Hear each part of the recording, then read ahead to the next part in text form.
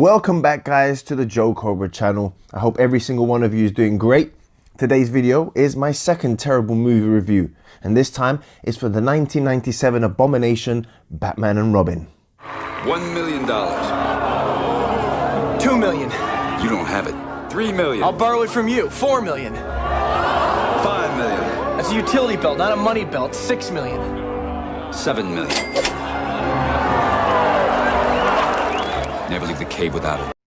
Batman and Robin is such a terrible movie that it nearly single-handedly destroyed any interest Hollywood had in making comic book movies, and it also killed the Batman film franchise for several years.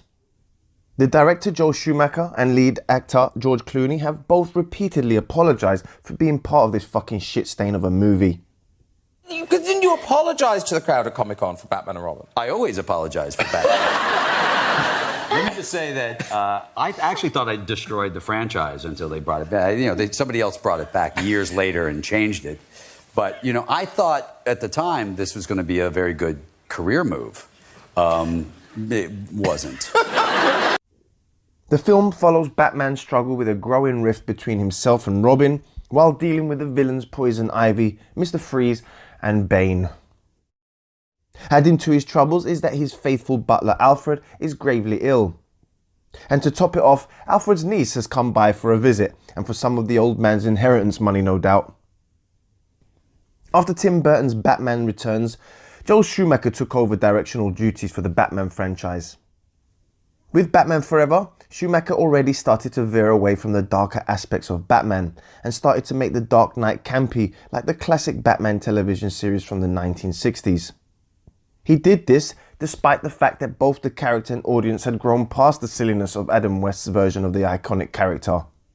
With Batman and Robin, Schumacher and writer Akiva Goldsman stopped bothering to be remotely true to the character and went full-on pantomime style. Half the characters barely resembled the comic versions, and everything was made too silly to take seriously. Batman was no longer the brooding vigilante that used fear as a weapon. None of the villains were treated with any form of respect either. Instead of being the damaged and sometimes tragic characters that they were, they instead were just exaggerated caricatures.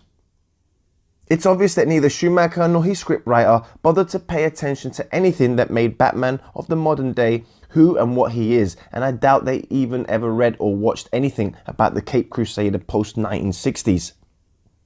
So after doing a little research, I found it hard to believe that Akiva Goldsman is an Oscar-winning screenwriter. The dialogue was completely fucking pathetic, filled with puns so bad that they made me really cringe every time. Now, I love a bad pun, don't get me wrong, but the ones in this movie are like ones you'd find in a B movie, and not in a big budget movie like this. I almost felt shame on behalf of the actors who were forced to deliver anything Goldsman wrote. Goldsman also didn't seem to care about things like logic, since his script has so many plot holes, and this is from a man that worked on some really good movies like A Beautiful Mind and Cinderella Man. The set designs overall were also a complete joke. Instead of capturing a dark gothic look that is commonly associated with Gotham City in comics and Tim Burton's own two Batman movies, the filmmakers here decided to make everything look like a bright neon coloured fucking nightmare. It's like someone threw up part of the fashion sense of the 1980s directly onto the film reel. There's absolutely no sense in any designs here, and everything is a migraine-inducing nightmare to look at. They couldn't even get the Batmobile right, for fuck's sake.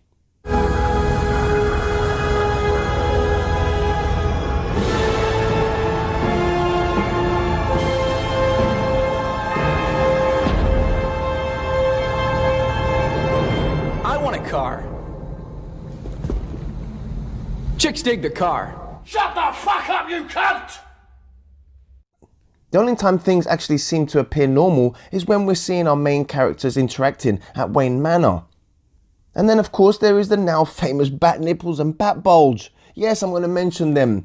I want to know what fucking bat perv came up with that idea and why they thought it was a good idea for them to be in the movie. Superman! Let me nurse you back to health. No, get off me! Drink my bat milk, stupid! No, let me die! There you go. There you go, Kal-El. There you go, buddy. With some genuinely talented people to fill out the cast, you'd hope that maybe some of the acting would at least be adequate. Unfortunately, that is not the case. George Clooney as Batman barely registers as being alive in his performance, and Chris O'Donnell was just fucking annoying and flat as a pancake the whole runtime, and this would be the final nail in his acting coffin. Uma Thurman was just plain bad and misused as Poison Ivy, and this is easily her worst role to date. And Alicia Silverstone, oh god, Alicia Silverstone. She gives us the dry and most bland performance you'd expect from her, so much so that she won the Golden Raspberry Award for Worst Supporting Actress. And I love how with no damn superhero experience whatsoever, she instantly becomes Batgirl just because she wants to help out. And you are? Batgirl. That's not awfully PC. What about bad person or bad woman? Bruce, it's me, Barbara. I found the Batcave. We gotta get those locks changed. She knows who we are. Guess we'll just have to kill her. Yep, we'll kill her later. We have work to do. And then there is Bane. Well, I'm sorry guys, but I'm just lost for words on this one.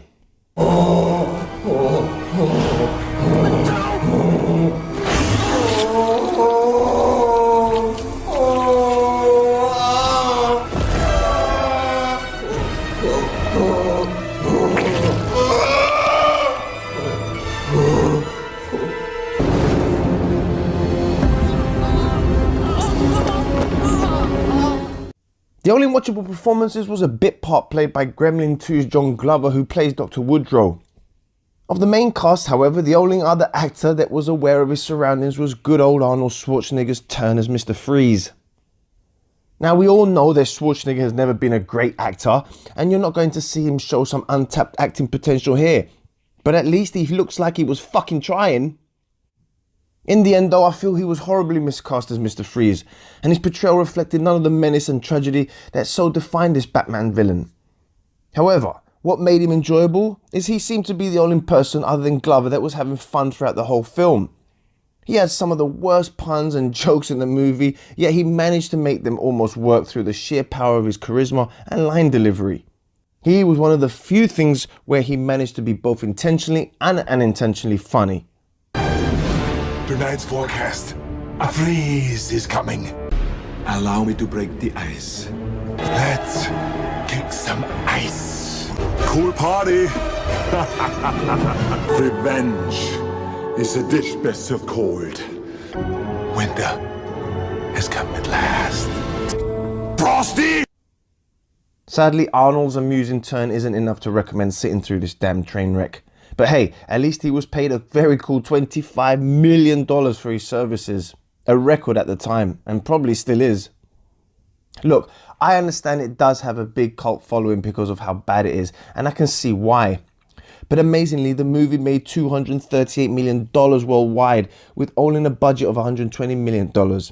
But it was still considered a box office disappointment, and was ridiculed all over the place, and was nominated for countless shit film awards, winning quite a few of them on its way to the bottom of the DVD bargain bin bucket.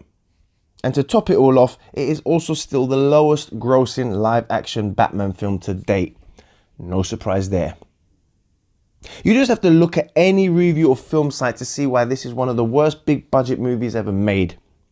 When a big budget movie like Batman and Robin turns into a train wreck of this magnitude, I find it quite fascinating actually. However, if you're a fan of the characters and world of Batman like I am, then this is not how you portray these legendary characters. The movie is a freaking abomination that should be burnt from all movie history. And you better believe I have every Batman film in my Blu-ray collection except this fucking turd. My final terrible score for Batman and Robin is 4 turds out of 5. Thank you so much guys for watching. I hope you enjoyed the video. If you're new to my channel, then please make sure to subscribe. And if you enjoyed the video, then make sure to give it a thumbs up. Also, if you guys want me to rip into any shit movies, then let me know in the comments below and I will see what I can do. Thank you so much for watching, and I will see you guys on the next Joe Cobra video. I'm Mr. Icicle. I'm Mr. 10 Below. Friends call me Snow Miser. Whatever I touch turns to snow in my clutch. Come on, sing! Louder, come on, sing, sing, sing! comes! Come on! Yes, come on, louder!